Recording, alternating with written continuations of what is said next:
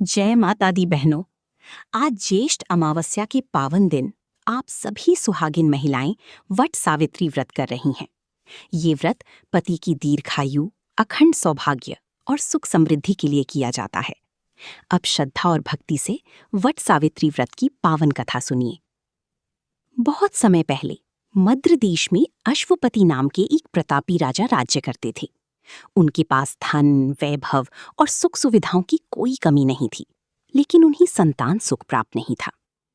राजा और रानी ने वर्षों तक माता सावित्री की कठोर तपस्या और उपासना की। उनकी भक्ति से प्रसन्न होकर देवी प्रकट हुई और वरदान दिया कि उनकी घर एक तेजस्विनी कन्या जन्म लेगी। कुछ समय बाद राजा की घर एक सुंदर और गुणवान कन्या का जन्म हुआ।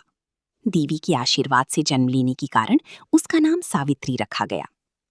सावित्री अत्यंत विदुषी, पतिव्रता और तेजस्विनी थी। विवाह योग्य होने पर राजा ने उससे कहा कि वो स्वयं अपने लिए योग्य वर का चयन करे।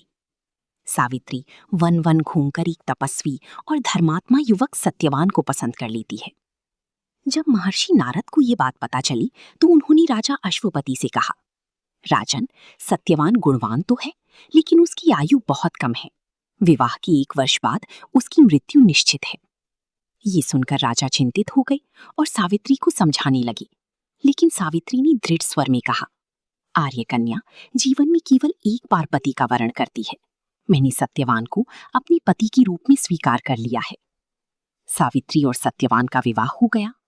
विवाह के बाद सावित्री अपनी सास ससुर की सेवा और पति के प्रति समर्पण में लग गई। धीरे धीरे वो दिन भी आ गया जिसका संकेत महर्षि नारद ने दिया था।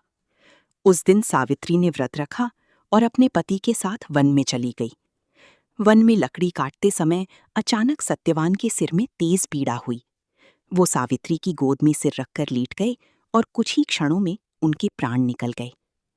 तभी वहां यमराज प्रकट हुए और सत्यवान के प्राण लेकर दक्षिण दिशा की ओर चल पड़े। सावित्री भी उनके पीछे पीछे चलने लगी। यमराज ने कहा, देवी, अब तुम लौट जाओ, ये संसार का नियम है। लेकिन सावित्री ने धर्म, नीति और पतिव्रता धर्म की ऐसी अद्भुत बातें कहीं कि यमराज प्रसन्न हो गए। उन्होंने सावित्री से वर मांगने को कहा। सावित्री ने पहले अपने अंधे सास ससुर की आंखों की रोशनी और उनका खोया हुआ राज्य मांगा। यमराज ने तथास्तु कहा। फिर सावित्री ने अपने पिता के लिए 100 पुत्रों का वर मांगा। यमराज ने ये वर भी दे दिया। इसके बाद सावित्री ने कहा, मुझे भी सत्यवान से 100 पुत्रों की माता बनने का आशीर्वाद दीजिए।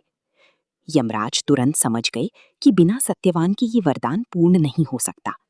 सावित्री की बुद्धिमानी, पतिव्रता धर्म और अटूट प्रेम से प्रसन्न होकर यमराज ने सत्यवान के प्राण वापस लौटा दिए। सत्यवान जीवित हो उठे और दोनों अपने घर लौट आए। कुछ समय बाद उनका परिवार फिर से सुख, समृद्धि और वैभव से भर गया। हे सुहागिन बहनों, माता सावित्री की तरह आपका सुहाग भी अटल रहे, आपके पति दीर्घायु हों, घर में सुख शांति बनी रहे। इसी कामना के साथ वट सावित्री व्रत की कथा पूर्ण होती है। बोलिए वट सावित्री माता की जय।